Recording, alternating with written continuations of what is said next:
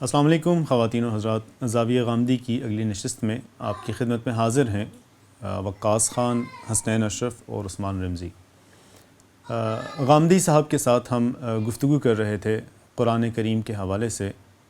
قرآن کریم کا جو تیسرا دعویٰ ہے کہ لا یأتیہ الباطل من بین یدیہ ولا من خلفہ، اس کو تھوڑا سا ویریفائی کر لیا جائے۔ ماضی کے واقعات کے حوالے سے کچھ باتیں ہوئیں، کچھ قرآن کی جو بیانیہ ہے، قرآن کی تراکیب ہیں، اس پر بات ہوئی۔ میں اسی حوالے سے ایک سوال پوچھنا چاہتا ہوں سر۔ وہ لوگ جو باہر کھڑے ہو کر مذاہب کو دیکھتے ہیں، وہ اسلام کا مطالعہ کرتے ہیں اور یہ دیکھتے ہیں کہ مسلمانوں کا جو سب سے اتھینٹک سورس آف نالج یا جہاں سے وہ انسپریشن لے رہے ہیں وہ قرآن ہے، پھر وہ اس کی کمپائلیشن اسی طرح اس کو بھی انویسٹیگیٹ کرتے ہیں، ویریفائی کرتے ہیں، جیسے ہم کچھ تھوڑی بہت کوشش کر رہے ہیں۔ وہ یہ کہتے ہیں کہ قرآن کے نازل ہونے کا جب دعویٰ کیا گیا، اس میں جو چیزیں بیان ہوئیں وہ تو جیسی تیسی تھیں، اس کا تو ہمارے پاس ریکارڈ موجود نہیں ہے۔ جب مسلمانوں کا دیگر مذاہب کے ساتھ، دیگر سویلائزیشن تہذیبوں کے ساتھ ان کا انٹریکشن ہوا تو جو کچھ وہ سوچتے سمجھتے تھے اس کے اوپر سوالات کھڑے ہو گئے۔ جب وہ سوالات کھڑے ہوئے تو بعد میں 150-200 سال کے بعد، چونکہ تب تک طاقت بھی موجود تھی، ریاست بھی موجود تھی، تو اس نے ایک بھرپور کوشش کے ساتھ اس کو اس طرح مرتب کیا کہ پھر اس میں غلطیاں نظر نہیں آ رہی۔ مثال کے طور پر جب ہم پچھلی بات کر رہے تھے کہ وما قتلوہ وما صلبوہ کا تو انکار ہو گیا، لیکن اگر اس کو ویریفائی کرنے کے یا اس کے بارے میں کوئی مزید دعویٰ کیا جاتا تو شاید اس کی ویریفیکیشن ہو نہیں پا رہی تھی، تو شبہ لہم کہہ کر جان چھڑا دی گئی۔ اسی طرح کہف والا واقعہ ہے، اس طرح دیگر کچھ واقعات ہیں۔ سورہ یوسف میں سیدنا یوسف کا جو قصہ ہے، اس میں بھی کچھ ایسی تفصیلات ہیں کہ جن کے بارے میں دعویٰ کرنے کے بجائے بس بات کر کے کر دی گئی۔ تو اس کو ہم کیسے دیکھیں؟ آپ کیسے دیکھتے ہیں اس کو کہ یہ درست بات نہیں ہے؟ میں ان سب باتوں کے بارے میں پہلے پوچھوں گا کہ ان کی کیا بنیاد ہے۔ یعنی آپ جب کسی چیز پر معترض ہوتے ہیں تو خود آپ کی بات قیاسات پر مبنی نہیں ہونی چاہیے، آپ کی اپنی بات بھی انہی ذرائع علم سے متحقق ہونی چاہیے جو ہمارے پاس میسر ہیں۔ یعنی آپ کا تجربہ کیا ہے، آپ کا مشاہدہ کیا ہے، آپ کا عقلی استنباط کن وجودی حقائق سے ہو رہا ہے، آپ تاریخ کی کون سی اسٹیبلش حقیقت کو بیان کر رہے ہیں۔ یعنی یہ جو قصہ آپ نے سنایا ہے، ایسی کہانیاں اگر آپ چاہیں تو میرا خیال ہے کہ ہم اب بھی ایک رات کو مجلس منعقد کر کے میں سنا دیتا ہوں آپ کو بے شمار چیزوں کے بارے میں۔ آپ کسی چیز کو جو ایک پوری کمیونٹی کے ہاں، اور وہ کمیونٹی کیا ہے، 10 لوگ نہیں، 20 لوگ نہیں، کوئی ایک غار میں بیٹھے ہوئے لوگ نہیں، کہیں اچانک کہیں سے نہیں آئے، یعنی ایک بہت بڑی تبدیلی آئی۔ جزیرہ نما عرب میں ایک ریاست قائم ہو گئی، وہ لوگ باہر نکلے، وہ دنیا بھر کے علاقوں میں پھیل گئے۔ 25-30 سال کے عرصے میں وہ چین تک پہنچے ہوئے تھے، ادھر مکران کے سواحل کو چھو رہے تھے، ادھر مراکش کو دیکھ رہے تھے۔ اتنے بڑے علاقے میں پھیلے ہوئے لوگ سب کے سب قرآن مجید سے بالکل ناآشنا تھے، ان میں سے کسی کے پاس یہ کتاب موجود نہیں تھی۔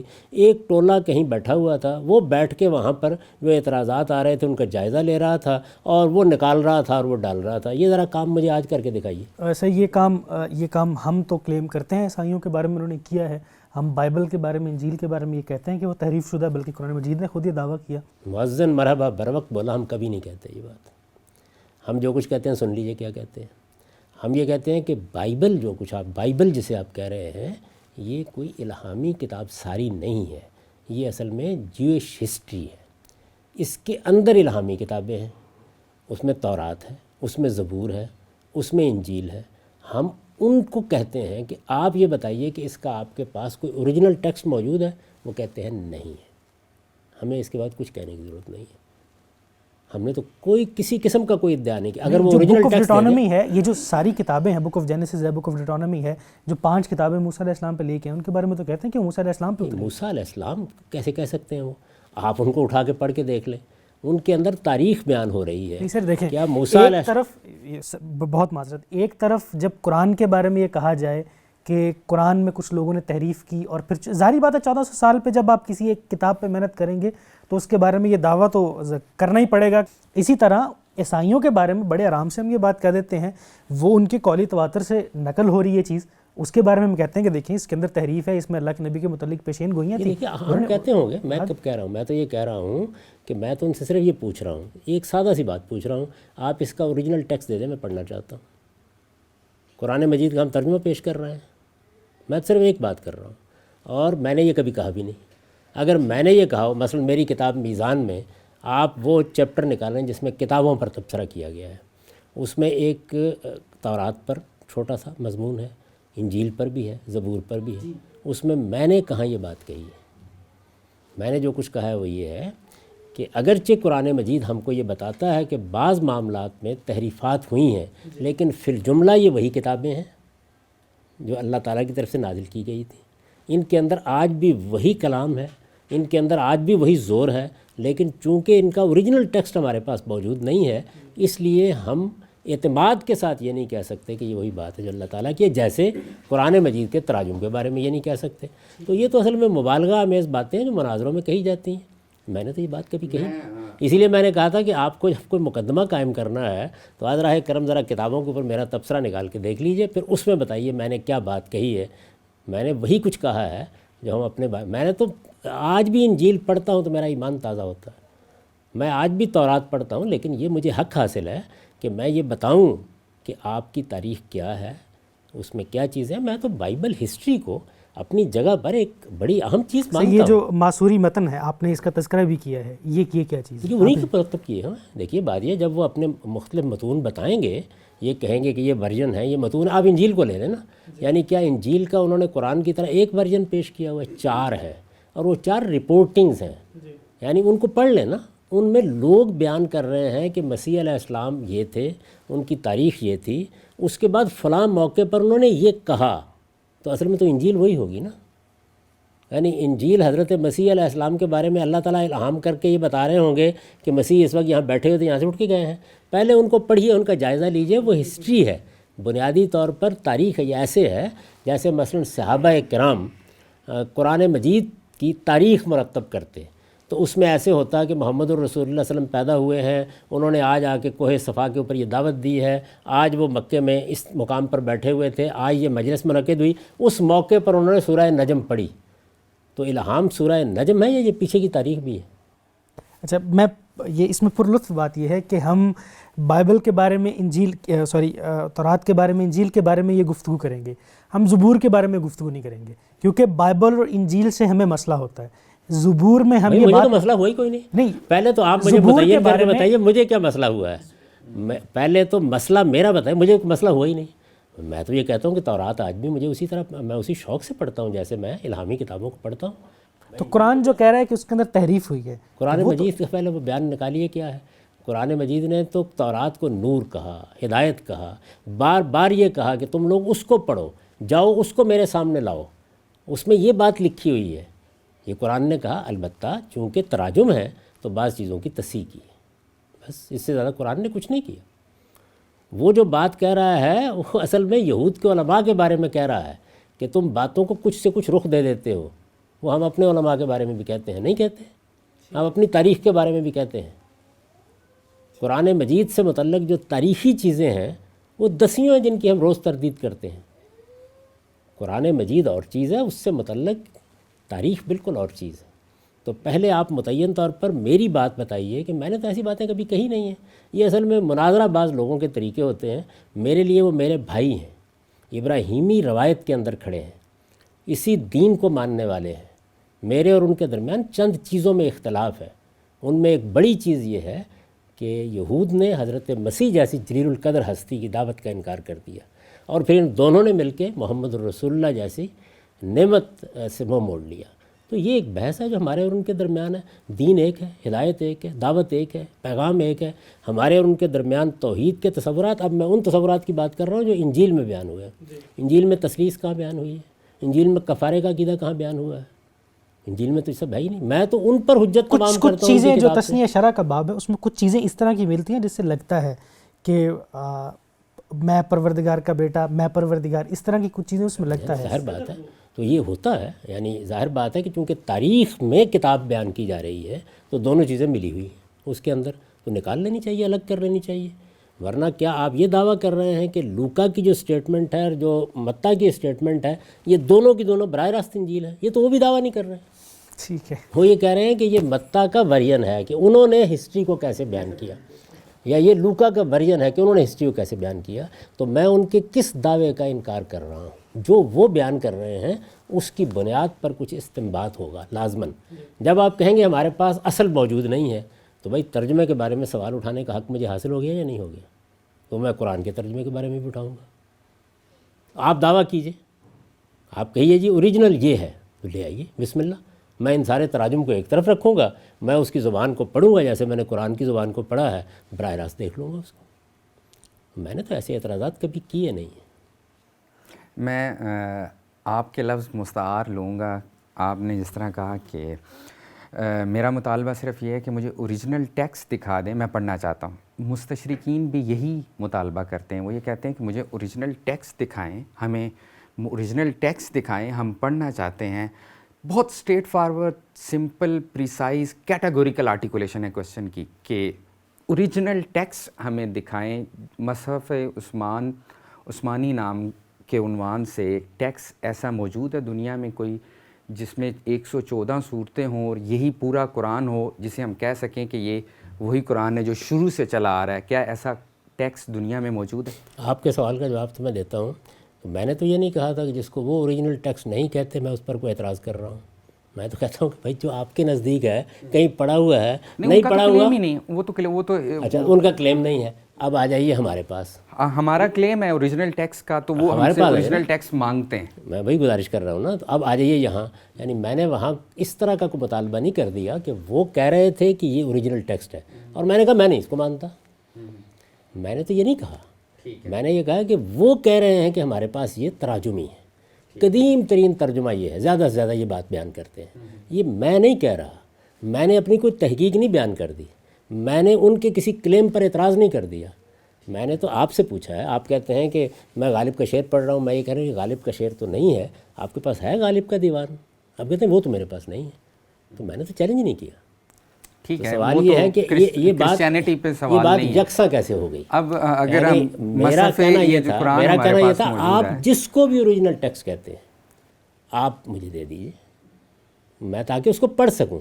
میں نے تو آپ سے صرف مانگا ہے، میں نے اعتراض نہیں کیا۔ میں نے آپ کو دیے، مستشرقین بھی اسی طرح وہ وہ کہتے تو ہیں ہم ہر وقت ہاتھ میں پکڑ کے دے رہے ہیں، یعنی پوری مسلمان امت وہ آج کا نہیں مانگتے، وہ کہتے ہیں 1400 سال پہلے کا ہمیں اوریجنل ٹیکسٹ دکھائیں۔ میں نے حضرت مسیح علیہ السلام کی لکھی ہوئی بائبل مانگی ہے ان سے، یا انجیل مانگی ہے۔ ٹھیک ہے، جو قوم یا جو کمیونٹی یہ کہتی ہے کہ ہمارے پاس فلاں چیز موجود ہے، وہ پیش کرے گی نا۔ تو ہمارے پاس نسلاً بعد نسلاً اللہ کی یہ کتاب موجود ہے۔ اگر کیٹاگوریکل سوال کا جواب کیٹاگوریکلی پوچھا جائے کہ ہمارے پاس ٹیکسٹ اوریجنل اس وقت کا موجود نہیں ہے، تو آپ کا جواب مطلب ہمارے پاس اس وقت کا کیا؟ اللہ تعالیٰ کا ٹیکسٹ موجود ہے، اس وقت کی کیا بات کر رہے ہیں؟ ہمارے پاس کون سا ٹیکسٹ ہمارے پاس موجود ہے؟ آج کے اوپر ان کو اعتراض نہیں ہے، وہ یہ کہتے ہیں کہ یہ بعد میں ڈیولپ ہوا ہے۔ ہم اس کو ان کو اگر دکھانا چاہیں آرکیولوجیکلی یا بشریاتی کوئی ثبوت دینا چاہیں تو ہمیں مٹیریل ان کو ایویڈنس کبھی اس کی ضرورت ہی نہیں پڑی۔ اس کی وجہ یہ ضرورت ان کو پڑے کہ جو بیچارے کتابیں لکھتے ہیں اور ان کو محفوظ کرنا پڑتا ہے۔ ایک بات تو یہ ہے کہ ہمارے پاس اوریجنل ٹیکسٹ 114 صورتیں والا جو یہ قرآن آج ہمارے پاس موجود ہے، کوئی پرانا نسخہ دنیا میں موجود نہیں۔ ہمیں اس کی ضرورت ہی نہیں پڑی نا کبھی۔ اصل میں معاملے کی نوعیت ہی بالکل مختلف ہے۔ یہ ضرورت ان کو پڑے جنہوں نے کوئی ایک کتاب لکھی ہو، کوئی ایک نسخہ مرتب کیا ہو، اس کے بعد وہ بیچارے اس کی حفاظت کرتے پھر رہے ہوں، کسی میوزیم میں رکھتے پھر رہے ہوں۔ ہمیں تو یہ ضرورت ہی کبھی نہیں پڑی۔ یعنی ہمارے پیغمبر نے خدا کی طرف سے، ضرورت نہیں سر، دوسروں کو اگر ہم نے دکھانا ہے، بتانا ہے، ویریفائی کرنا ہے، تو اس کے لیے ہم ان کو کیسے بتا سکیں گے، منوا سکیں گے؟ اچھا چلیے تھوڑی دیر کے ہٹ جائیے اس بات کے۔ وہ جو نسخہ جو اصل میں کسی نے مرتب کیا تھا، محمد بن عبداللہ نامی کسی شخصیت نے، وہ دیکھنا چاہتے ہیں آپ؟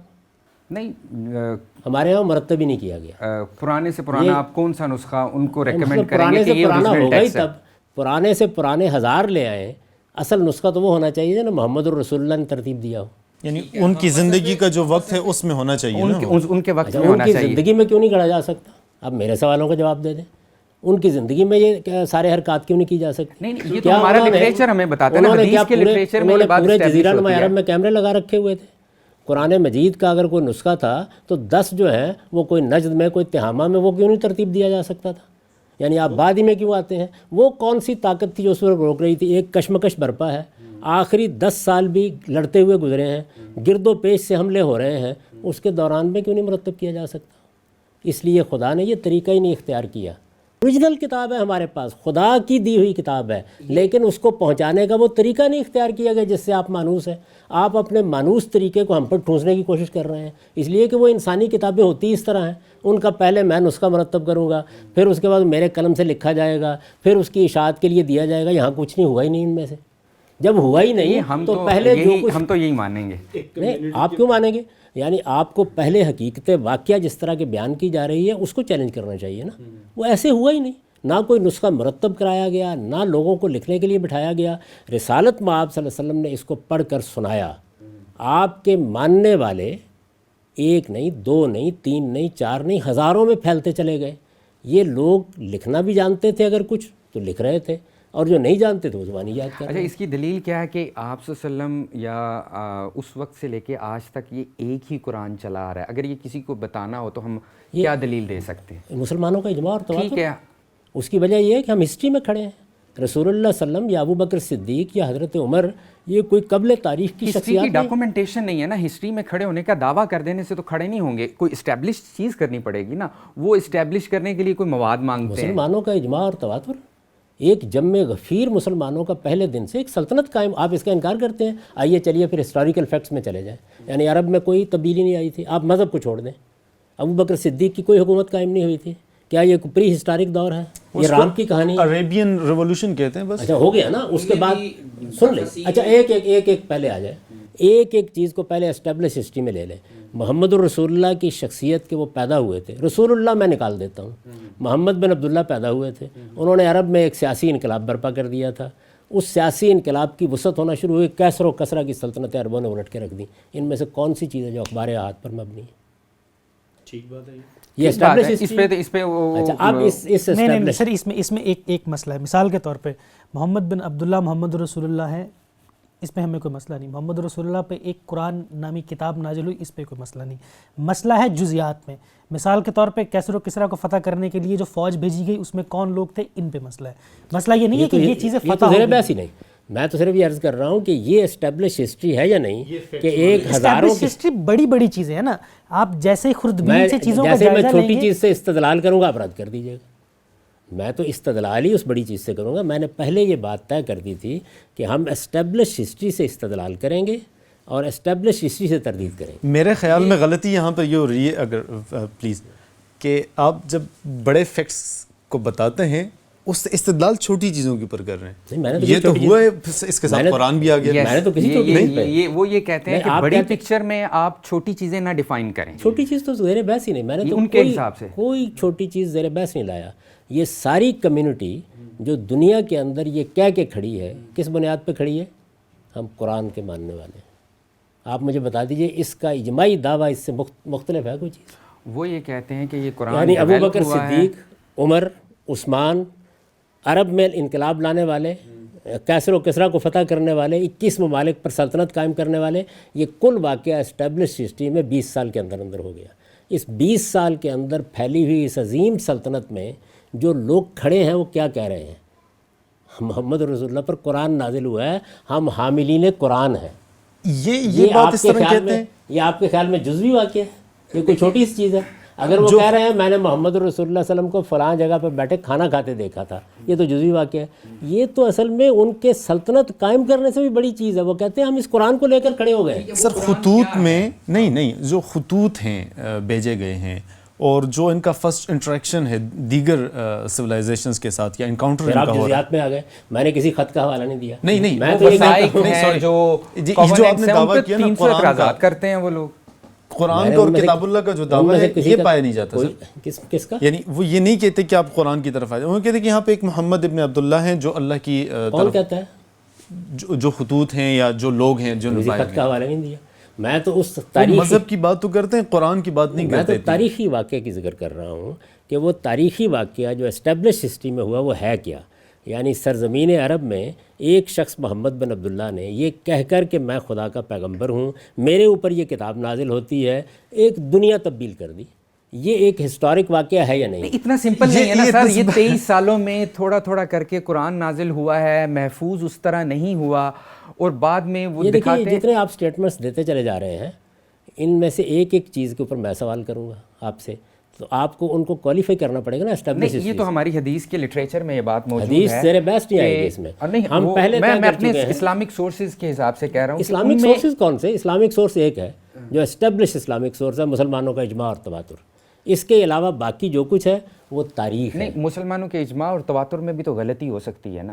اجماع اور تواتر کو پہلے سمجھ لیں وہ کیا چیز ہوتا ہے. یعنی پہلے دن سے اتنی بڑی تعداد میں اتنی مختلف جگہوں پر بکھرے ہوئے لوگ کسی واقعے کی شہادت دیں.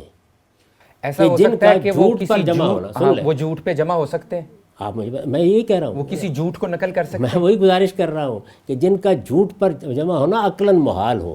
اجماع اور تواتر کی تعریف یہی ہے. بالکل یہی تعریف کرتے ہیں. اور یہ کوئی نہیں, یہ کوئی مذہبی مسئلہ نہیں. آپ کی پوری تاریخ اسی طرح منتقل ہوتی ہے. یعنی تمام تاریخی واقعات کے بارے میں پہلی سند کیا ہوگی؟ کسی کمیونٹی کا اجماع اور تواتر.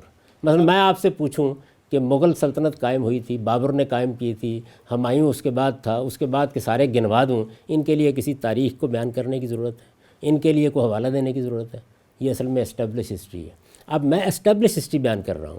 محمد بن عبداللہ کی قیادت میں یہ کہہ کر کہ قرآن مجید میرے اوپر نازل ہوا ہے, ایک انقلاب برپا ہو گیا, ایک حکومت قائم ہو گئی, ایک خلافت وجود میں آ گئی, اس نے سرزمین عرب کو الٹ دیا, اس نے اس کے بعد کیسر و کسرا کی حکومتوں کو الٹ دیا. اس میں صرف ایک امکان, میں تھوڑا سا ایڈ کرتا ہوں, اس میں امکان خطا پھر بھی موجود ہے اگر ہم تواتر کو بھی مانیں کہ جھوٹ پہ تواتر ہو سکتا ہے یا نہیں ہو سکتا. نہیں ہو سکتا, کوئی امکان نہیں. یعنی ایسا نہیں ہو سکتا کہ ایک بندے نے مثال کے طور پہ تواتر کی کھڑے ہو کے خبر غلط دی اور اس غلط خبر کو سب نے بتا دی. دیکھیے وہ تو تواتر ہوا ہی نہیں. وہ تو دیکھیے خبر دینے والا واحد ہے. جب خبر کا پہلا سورس واحد ہو جائے گا بات ختم ہو جائے گی.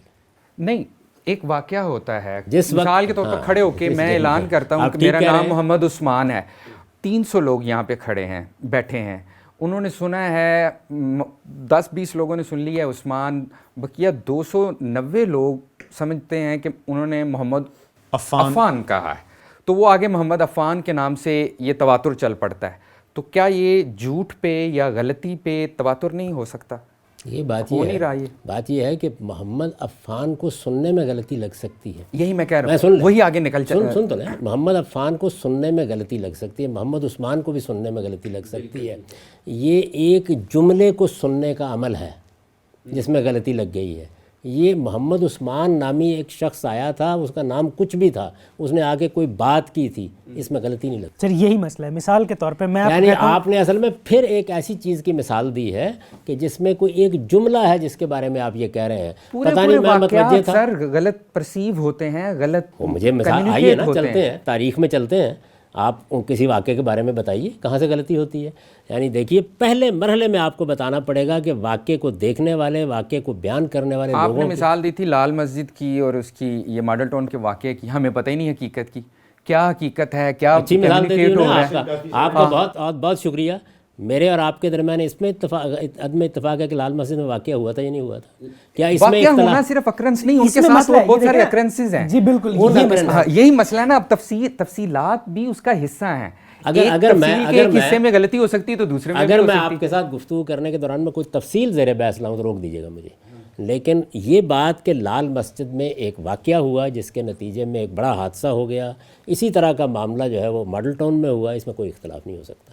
مشرف کہتا ہے کہ نہیں اتنے لوگ نہیں مارے گئے. یہ اب تفصیلات ہیں, یہ تفصیلات ہیں. یہ تفصیلات ہیں سر, ہمیں تفصیل میں جانا پڑے گا. کتنے لوگ مارے گئے, کتنے لوگ نہیں مارے گئے, یہ تفصیلات ہیں تاریخ کی. اور یہ منتقل کیسے ہوتی ہے؟ نہیں دیکھیے, لال مسجد میں واقعے کو میں بھی دیکھ رہا تھا, آپ بھی دیکھ رہے تھے, ہر شخص دیکھ رہا تھا.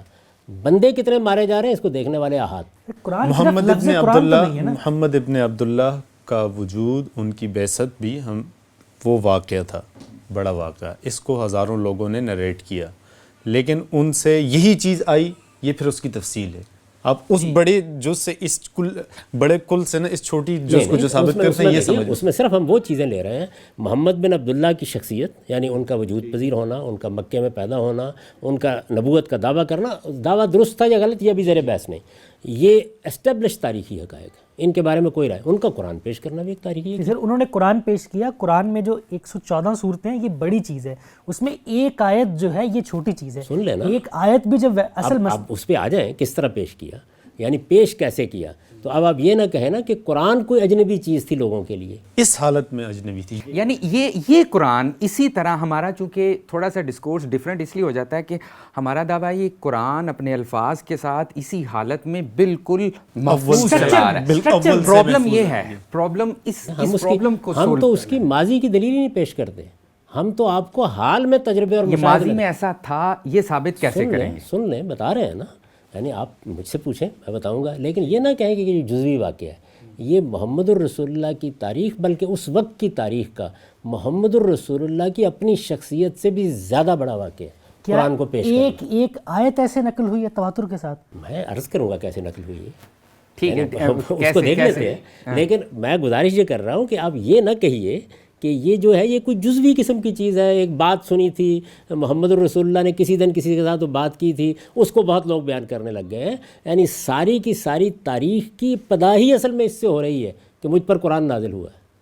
یہی تو سب سے بڑا واقعہ ہے، یہ اس سے بڑا واقعہ ہے. ساری دنیا متوجہ کس پر ہوئی ہے، یعنی وہ سارا حادثہ ہوا کہاں پر ہے، اس پر ہوا ہے کہ میں وہ حادثے کو بھی ہم نے ویریفائی کرنا ہے. یعنی یہ تواتر چلا آ رہا ہے جہاں سے شروع ہوا ہے، یہ کراس ریفرنس جو ہم چیک کریں گے، اسی لیے میں پہلے عرض کیا کہ چند بنیادی اس کے لیے ہمیں کوئی ایک یارڈ سٹک ہمیں اسٹیبلش کرنی تو اسی لیے عرض کیا کہ پہلے اس پہ گفتگو کر لیجئے کہ آپ مسلمہ تاریخی حقائق میں سے کس کا انکار کر رہے ہیں. یہ بات کہ محمد بن عبداللہ کی پیدائش مکے میں ہوئی تھی، آپ نے نبوت کا دعویٰ کیا تھا، آپ پر لوگ ایمان لائے، پھر آپ نے ہجرت کی، پھر اس کے بعد ایک سلطنت قائم ہو گئی، ابو بکر و عمر اس میں پے در پے خلیفہ ہوئے، اس کے بعد یہ سلطنت پھیلتے پھیلتے کیسر و کثرت تک آ گئی.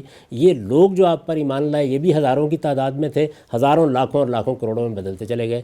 یہ ہے اسٹیبلش تاریخی حقائق. اگر کسی کو چیلنج کرنا ہے تو پہلے کر لیجئے. یہ تو ٹھیک ہے. قرآن کہاں پہ آپ کہیں گے وہ اس بڑی پکچر میں قرآن کہاں سے لائیں گے؟ یہ مان لیتے ہیں سر، فٹ کریں اور اس کو پھر آگے. بھائی اس میں آپ نے ساری باتیں مان لی ہیں. محمد بن عبداللہ نے یہ دعویٰ کیا کہ میں خدا کا پیغمبر ہوں. کیا دعویٰ کیا کہ مجھ پر قرآن نازل ہوا ہے.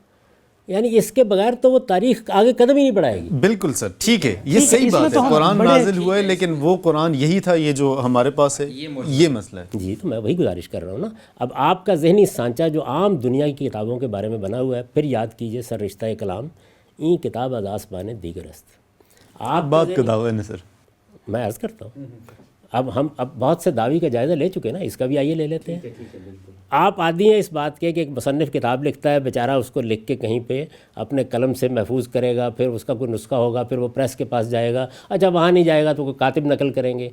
اس کتاب کے ساتھ ان میں سے کوئی چیز ہوئی نہیں سرے سے، اس لیے کرنے کی ضرورت ہی نہیں ہے. آسمان کے پروردگار نے غیر معمولی اہتمام یہ کیا ہے کہ جو لوگ ایمان لائے ہیں ان کی تعداد ہزاروں میں آپ مان چکے ہیں.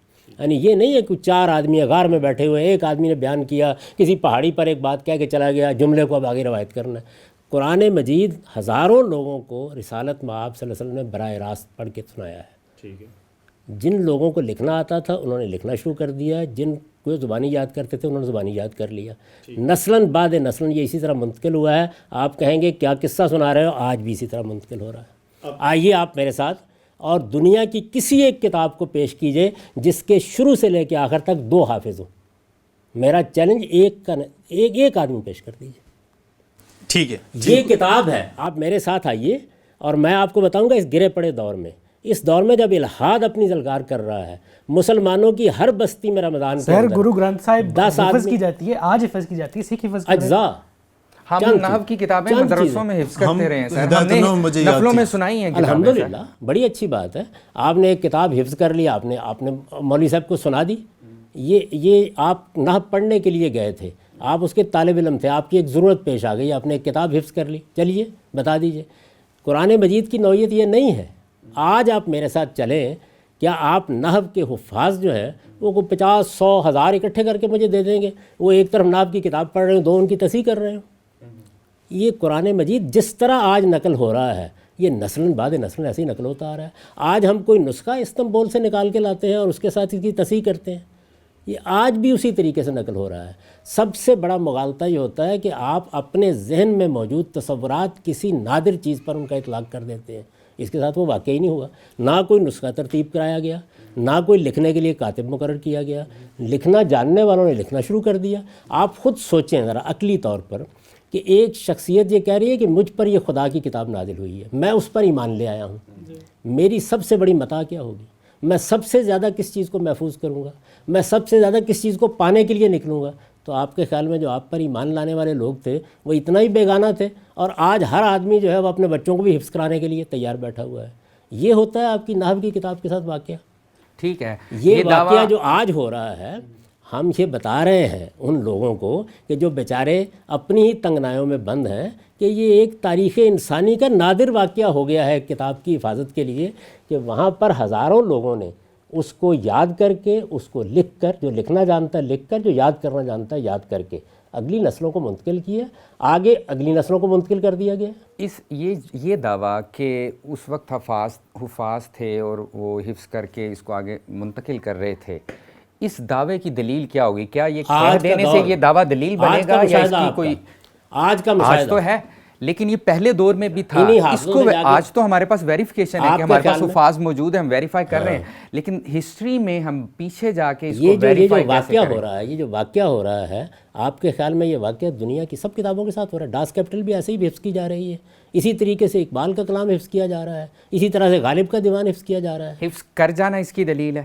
یعنی یہ کتاب حفظ ہو رہی ہے اس لیے نہیں بھائی, ایک امت ایک کتاب کی حفاظت ایک کمیونٹی کیسے کر رہی ہے, یہ بیان ہو رہا ہے. آپ ڈھونڈ رہے ہیں, آپ ڈھونڈ رہے ہیں, عملی طور پر ایسا ہوا ہے کہ نہیں, ڈاکومنٹیشن تو ایک بڑا بیان ہے کہ بھی ایسا ہوتا رہا ہے, ہوا یا نہیں ہوا یہ پتہ نہیں ہے. یہی ہے کہ یہ ہم دعویٰ تو یہی کر رہے ہیں کہ یہ شروع سے چلا آ رہا ہے, اس کو کراس ریفرنس ہم کیسے کریں گے؟ میں اس پر بھی گفتگو کروں گا, مجھے پہلے آج کو ایکسپلین کر کے بتا دیجیے نا. آج میں قرآن جیسی کتاب نہیں ہے, اس جیسے حفاظ موجود نہیں ہے. تھوڑی دیر کے لیے وہ مجلس بتائیے جس میں طے ہوا ہے کہ آج یہ لوگ کام کرنا شروع کر دیں گے, وہ بتائیے نا. تاریخ کی روشنی میں وہ مجلس منعقد ہونی چاہیے جس میں لوگ بیٹھ کے یہ طے کریں کہ یہ ہم ایک نادر کام کرنے جا رہے ہیں, آج کے بعد ہمارے بچے بھی اس کتاب کو حفظ کریں گے. ذرا آئیے بتائیے مجھے, یہ واقعہ یہ ہو نہیں سکتا واقعہ. تو اس کی ابتدا ہمیں کہیں بتانی تو پڑے گی نا کہ یہاں سے یہ ابتدا ہوئی ہے, اس کا ہسٹوریکل ثبوت یہ ہے. وہ میری ذمہ داری ہے, میں بتاؤں گا آپ کو. لیکن سب سے پہلے مجھے بتائیے کہ یہ آپ جو فرما رہے ہیں کہ آج ایک معاملہ ہو رہا ہے, بھائی آج بارش برس رہی ہے, آج طوفان آ رہا ہے, آج آندھی اٹھ رہی ہے, تو یہ آپ مجھے بتانے کی کوشش کر رہے ہیں کہ یہ اصل میں آج سے کوئی 50 سال پہلے ایک دن بیٹھ کے لوگوں نے سوچا تھا آندھی آیا کرے گی. سر مجھے بتا دیں, مستشرقین یہ کہتے ہیں کہ کوئی 150 سال کے بعد قرآن ساتویں اس پر میں ایک سوال کا جواب دوں گا, اس پر میں گفتگو کروں گا. میں یہ کہہ رہا ہوں جو ہم مسلمان آج کر رہے ہیں, آپ بتائیے یہ ہم نے کس تاریخ کو کرنا شروع کیا ہے؟ اس میں تو آپ بتائیے. جو باہر کھڑے لوگ ہیں وہ یہ دعویٰ ہی نہیں کرتے کہ بھی فلاں طریق سے ہوا ہے, وہ یہ کہہ رہے ہیں فلاں سے نہیں ہے. ہمارے پاس ثبوت آئے گا تو ہم مانیں گے کہ یہ فلاں طریق سے. ہم ایک کام کر رہے ہیں, ہم آج ایک کام کر رہے ہیں, ہماری قریب ترین نسلوں سے پیچھے جانا شروع کر دیں, اور آپ ذرا انقطاع دکھائیں اس کا. آپ اٹھیں نا, آپ بتائیں. دعویٰ تو ہمارا ہے نا کہ قرآن ہم نے دلیل دینی ہے, وہ تو انکار کریں, وہ کہہ رہے ہیں میں ان میں سے ایک دلیل پہ گفتگو کروں گا. پہلے تو میرے اس بات پہ بتائیں نا مجھے, آپ اس چیز کو انالائز ہی نہیں کر رہے. آپ اپنے ذہن کا ایک تصور لے کے آ گئے ہیں کہ کتاب ایسے لکھی جایا کرتی ہے, ایسے اس کو قلم بند کیا جاتا ہے, دکھاؤ اس کا نسخہ کہاں ہے. بھائی ہم نے یہ کام ہی نہیں کیا. آپ مجھ سے یہ کہہ رہے ہیں کہ آپ مجھے بتائیں کہ آپ نے یہ کپڑے یہ سلوائے کہاں سے. میں کہتا ہوں میرے کپڑے سلے ہوئے نہیں ہیں بھائی, آنکھیں کھولو. میں نے تو ایک چادر ہے لپیٹ رکھی ہوئی ہے حرام کی. ہمارے پاس جو ہسٹوریکل خبریں ابن اسحاق وہ اس پہ جائیں گے 150 سال بعد کی ہیں, وہ آپ اس میں وہ نقل ہیں, نقلوں سے یہ بات منتقل ہو رہی ہے. میں نے ابن اسحاق کا ذکر کیا ہے, میں نے تبری کا ذکر کیا. یہ مستشرقین ان کا یہ کہنا ہے, ان کا فریم ورک یہ ہے کہ دیکھیں, میں اسی فریم ورک کو چیلنج کر رہا ہوں. میں یہ کہہ رہا ہوں کہ وہ اپنی آنکھوں پہ ایک اینک لگا کے بیٹھے ہوئے ہیں. وہ اینک انہوں نے انسان جو کتابیں لکھا کرتے ہیں ان سے متعلق بنائی تھی. اس میں نظر یہ آ رہا ہے کہ کپڑے سلے ہونے چاہیے. میں دکھانے کی کوشش کر رہا ہوں کہ میرے کپڑے احرام کی 2 چادریں سلے ہوئے نہیں ہیں. حضرائے کرم دیکھ لیں. تو میں آپ کو ماضی میں نہیں لے جا رہا, میں تو حال میں کھڑا ہوں. اور میں یہ کہتا ہوں کہ یہ مسلمان امت جو اس وقت 1 ارب 1.5 ارب کے قریب موجود ہے, آپ ذرا ارشاد فرمائیے کتنے چاہیے؟ 1 چاہیے, 2 چاہیے؟ ہزاروں کی تعداد میں اس کے بچے, اس کے بوڑھے, اس کے بڑے اس کتاب کو آپ کو الف سے لے کر یہ تک سنا سکتے ہیں. یہ کتاب اسی طرح سے لکھی جا رہی ہے، اس کے بادشاہ اس کو لکھ رہے ہیں، اس کے عوام اس کو لکھ رہے ہیں. یہ جب چھاپا خانہ آیا تو اس کے بعد اسی طرح چھپنی شروع ہو گئی. جب آپ انٹرنیٹ لے کے آئے تو اس کے بعد ہم نے اس کتاب کو وہاں ڈالنے کے لیے آپ کو کوئی آ کے کسی استنبول کا نسخہ نکال کے دکھایا تھا، وہ ہمارے ہاتھوں میں تھی جس کو آپ نے اس پہ ڈالا ہے. آپ کے چھاپے خانے میں کون سی کتاب گئی تھی؟ وہ جو ہمارے ہاتھوں میں موجود ہے.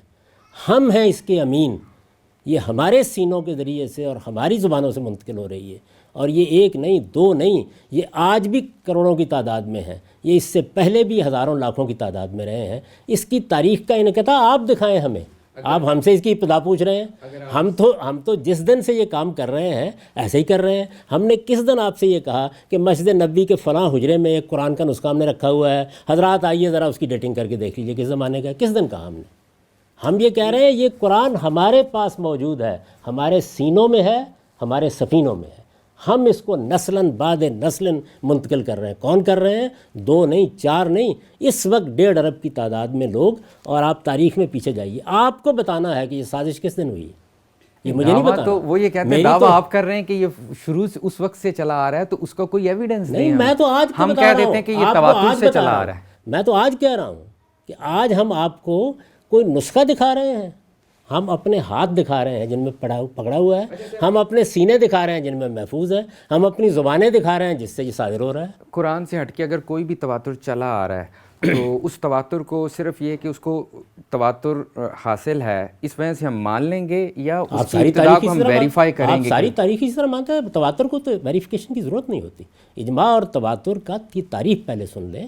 یعنی اس کے پہلے دن آپ کو اتنے لوگوں کو ثابت کرنا پڑتا ہے اور اتنی مختلف جگہوں پر کہ جن پر جھوٹ پر جمع ہونا ممکن نہ ہو. تواتر کی ابتدا ہی اس وقت ہوتی ہے. یہ مجھے پرسنلی یہ اس پہ اتنی سیٹسفیکشن نہیں ہے کہ 300-500 لوگ ایک جمع غفیر یا میں سوال کرتا ہوں، وہ کسی جھوٹ پہ جمع نہیں ہو سکتے. آپ میری تاریخ کے باقی واقعات پر جواب دے دیں. ڈاس کیپٹل کتاب ہے، کارل مارکس کی دلیل کیا ہے؟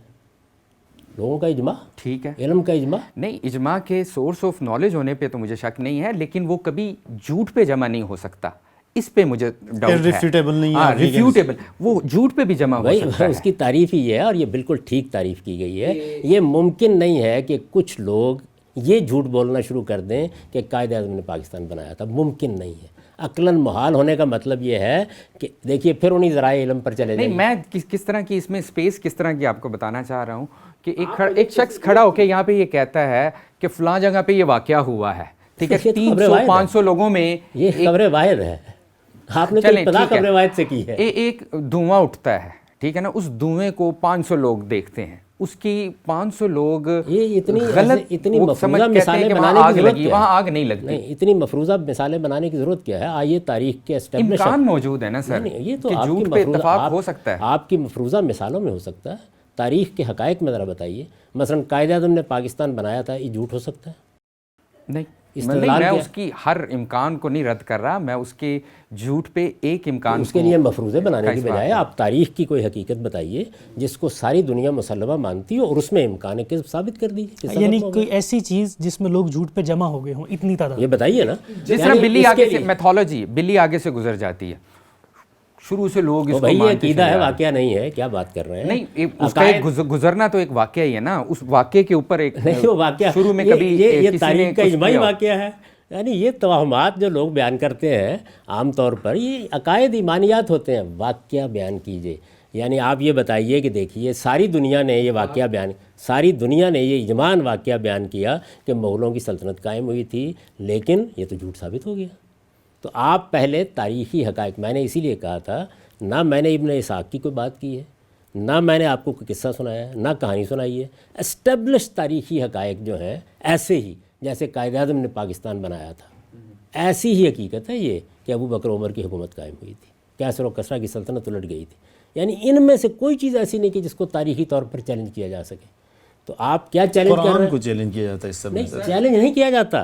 قرآن مجید میرے تو پاس یہ جو آپ واقعات قائد اعظم ڈیش کیپٹل، ہمارے پاس سب سورس ڈاکومنٹڈ چیزیں موجود ہیں جہاں سے ویریفائی ہوتے ہیں. آپ اس وجہ سے مانتے ہیں؟ نہیں، ہمارے ہاں روایات میں بھی ہم چلیں کہہ رہے ہیں کہ منتقل ہوتا آ رہا ہے، ہم اس وجہ سے بھی مان لیتے ہیں. لیکن یہ کراس چیک ہو سکتا ہے. میں یہ بتانا چاہ رہا ہوں کہ یہاں ہمارے پاس ریفرنسز موجود ہیں. اگر آپ یہ بات کھڑے ہو کے کہہ دیں نا کہ قائد اعظم نے پاکستان بنایا تھا، میں اس کو کراس چیک کرنے جا رہا ہوں. ہو سکتا ہے اگر ہم کرنا چاہیں، میری گزارش ہم اس کے بغیر بھی اطمینان کر سکتے ہیں. سن لیں آپ یہ ذرا کہیں علم کی دنیا میں جا کے کہ اصل میں مجھے اس میں شبہ لاحق ہو گیا ہے کہ قائد اعظم نے پاکستان بنایا تھا یا نہیں بنایا تھا. میں اس کو کراس چیک کرنے جا رہا ہوں. مجھے امید ہے کہ آپ کو لائبریری کی بجائے کسی اور جگہ پہنچا دیا جائے گا. ذرا کیا کہ دیکھیے دیکھیں کیا کہ جو اسٹیبلش تاریخی حقیقتیں ہوتی ہیں وہ ویریفائی کرنے کی محتاج نہیں ہوتیں. اس کو ویریفائی کرنے کی ضرورت ہے کہ اکبر اعظم نے فلاں موقع کے اوپر فلاں قلعے پر کیسے حملہ کیا تھا. اس کو ویریفائی کرنے کی ضرورت نہیں ہے کہ اکبر اعظم مغلوں کا حکمران تھا. یعنی کیا ویریفائی کرنا ہے کیا نہیں کرنا. اسی لیے میں نے یہ عرض کیا تھا کہ آپ کر کیا رہے ہیں. آپ کر یہ رہے ہیں کہ ان حضرات کی پیدا کردہ فہرستوں میں جو ان کے اپنے ذہن سے بنی ہیں، کوئی ابن اسحاق، کوئی طبری، کوئی فلاں اور فلاں کو پیش کر رہے ہیں. قرآن مجید اس کا محتاج نہیں ہے. قرآن مجید ایک حیرت انگیز طریقے سے منتقل ہوا ہے. اس کو محمد الرسول اللہ کے ماننے والوں نے یا زبانی یاد کر کے یا تحریری طور پر منتقل کرنا شروع کیا ہے. اس کے لیے کوئی نسخہ ترتیب دینے کی ضرورت پیش نہیں آئی. یہ ایسے منتقل ہوا ہے. آپ کہتے ہیں اس کی دلیل کیا؟ میں کہتا ہوں آج بھی اسی طرح منتقل کر رہے ہیں. ہم مسلمان اسی طرح منتقل کر رہے ہیں آج بھی. آپ اس میں ادنا انقطاع آج بھی نہیں دکھا سکتے. اچھا آپ کہتے ہیں کہ یہ کام جو ہے نا جو آج تم کر رہے ہو یہ تم لوگوں نے 2 صدی پہلے کیا تھا. بتائیے ذرا کس دن کیا تھا؟ کب بیٹھے تھے ہم؟ کس دن یہ فیصلہ ہوا تھا؟ بھائی ہمارا یہ عمل کہ ہم قرآن کو حفظ کرتے ہیں، ہم قرآن کو لکھ کے آگے منتقل کرتے ہیں، یہ عمل خود تاریخ کا واقعہ بن چکا ہوا ہے. اسٹیبلش ہسٹری ہے. اصل میں آپ کہہ رہے ہیں، آپ نے اپنے ذہن میں ایک نقشہ قائم کیا ہوا ہے کہ کوئی نسخہ ہونا چاہیے. اب وہ آپ ہم سے آگے پوچھتے ہیں کہاں ہے؟ جاوید صاحب آپ فرما رہے ہیں کہ قرآن کریم حضور نبی کریم صلی اللہ علیہ وسلم کے زمانے سے مسلمان امت اور مسلمان کمیونٹی کے درمیان نسلم بعد نسلن سینہ بسینہ چل رہا ہے. دونوں پہلوؤں سے چل رہا ہے. تحریری بھی اور تحریری بھی چل رہا ہے اور تقریری بھی چل رہا ہے. میرے خیال میں ابھی تک ہماری اس بحث سے یہ ایک چیز سامنے آئی ہے کہ ہمیں یہ بتانا پڑے گا کہ یہ جو حفظ کرنے کا اس کا عمل ہے اگر یہ تاریخ میں کہیں بعد میں شروع ہوا ہے تو پھر غامدی صاحب کی بات کسی بھی صورت میں درست نہیں مانی جا سکے گی. لیکن اگر ایسا کچھ نہیں ہے اور جیسے کہ ابھی تک کی بحث سے اس طرح کا کوئی چیز سامنے نہیں آ سکی تو یہ بات بڑی کلیئر ہو جاتی ہے. البتہ تحریری صورت کے اندر کچھ ویریشنز جن کی عثمان بار بار بات کر رہے تھے وہ دنیا بھر میں پیش کی جاتی ہیں. ہم انشاءاللہ اگلی نشست میں اس بارے میں مزید گفتگو کریں گے. یہ ایک چلتی بحث ہے اور اس میں مزید تنقیح ہونی ہے. اب تک کے لیے اتنا ہی. بہت شکریہ.